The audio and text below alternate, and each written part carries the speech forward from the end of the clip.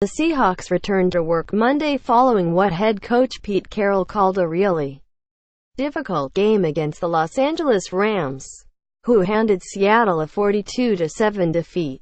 It didn't go at all like we had thought. Carroll said, "We ran into the Rams, who were on it. They played a great football game. They took advantage of the opportunities that were there. They made some things happen. Then they were able to really cash in on a day that really went their way in a lot of ways." Here are 5 things we learned from Carroll's Monday press conference. Read. 1. The Seahawks know they have to get going again. Part of what made Sunday's result so shocking was that it came just 2 weeks after the Seahawks played their best game of the season, ending Philadelphia's 9-game winning streak. Just a couple weeks ago, we played one of the best games we've ever played, Carroll said. "I think that's why our expectations were so high and why we're disappointed about it today. But we have to move on from there." But things played out much differently for Seattle hosting another top NFC team on Sunday. And as Carroll put it, "We've got to turn it and make sure we get right and get ready to go do Dallas. We're ready to get going again. We have to. We have a big game coming up. We have to turn it." That may seem difficult for those out there to understand how we can do that. But we will. That's how we work and that's how we operate. That's what's coming. It's disappointing, but we've got to move. Asked about the mood of his team a day after a rare lopsided loss, Carroll said, "They were quiet. They did a good job working out today. Everybody got the juice going in their workouts and all. But they are quiet. They wanted to hear where we're going and what's up. And they're very respectful of being held accountable. That was the first thing. Everybody's got to hold themselves accountable for what they can do to do right." I thought the response was very good under the circumstances. That message of accountability echoed what Carroll and his players were saying Sunday evening, immediately after the game. That's certainly where it begins. And that's why it was so obvious to talk about that in the locker room yesterday after the game. Carroll said, "It begins there. We've got to do a good job of that. That way we can put it to rest and get on and move forward. That's the best way to do it." Read. 2. The Rams' running game was a huge factor. When asked what disappointed him most about the game, Carroll didn't hesitate to point to his team's run defense.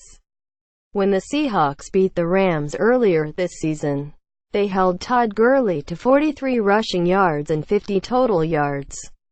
But on Sunday Gurley had 152 rushing yards, including 144 in the first half, and 4 total touchdowns. "We weren't able to stop the run," Carroll said. "The last time we played these guys, we were able to hold Todd Gurley to 50 yards. That was a huge factor in this game that we weren't able to control." One factor in Seattle's struggles was not just players missing due to injury like Cam Chancellor, Cliff Avril, Richard Sherman and K.J. Wright, but also the effect of having so many players miss significant practice time in recent weeks even when they're able to play in games. That was most obvious on defense with Wright out and Wagner not practicing. But a lack of practice time has been an issue on offense as well, with players like Dwayne Brown and Jimmy Graham having missed practice time with injuries. We've been going through weeks of having a lot of guys not being able to practice. And I think it caught with us a little bit fundamentally. Carroll said, "We've had guys being able to make it to the games, but their involvement in the practices hasn't been there. I think we got a little off there fundamentally. In a game when we needed to play with great fundamentals, we didn't.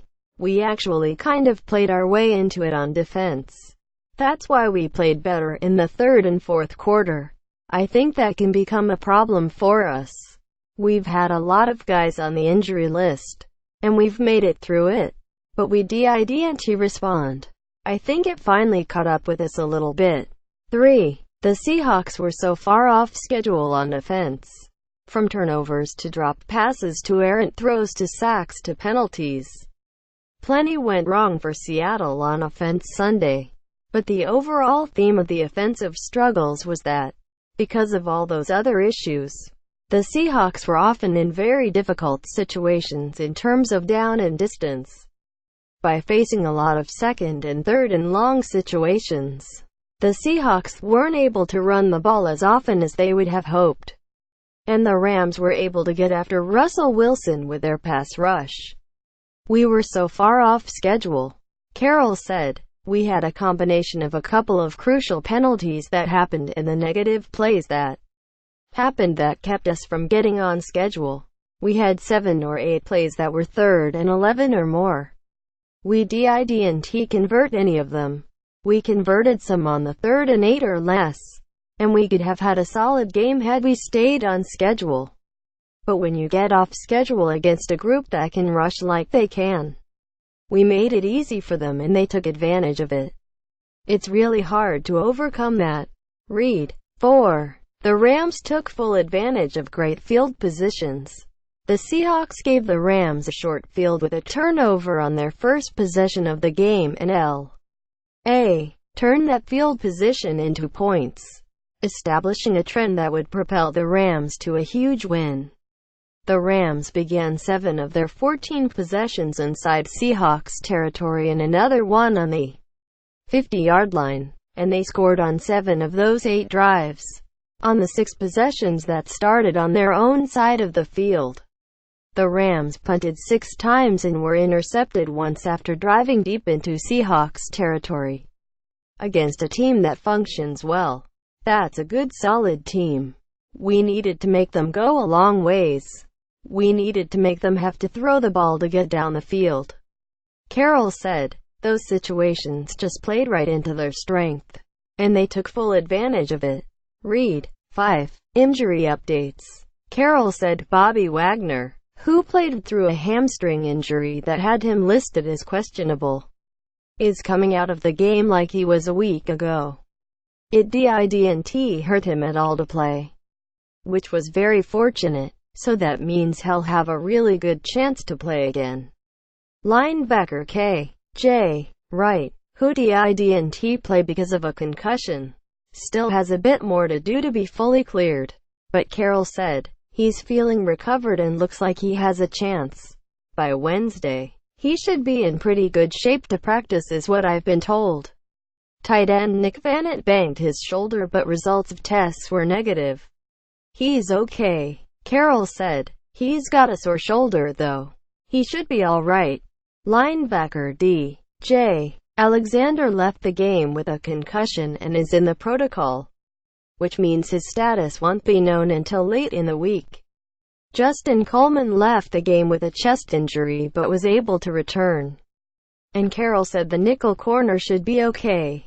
Asked if running back Chris Carson would return to practice this week, Carrolls said, "We'll see. I don't have the final from his workout today. We'll know by Wednesday if he's practicing." The Seahawks have to make a decision this week on cornerback Deshaun Sheet, who returned to practice 2 weeks ago from the physically unable to perform list. Carrolls said the Seahawks will decide later this week on Sheet, who would be done for the season if he is not added to the 53-man roster this week.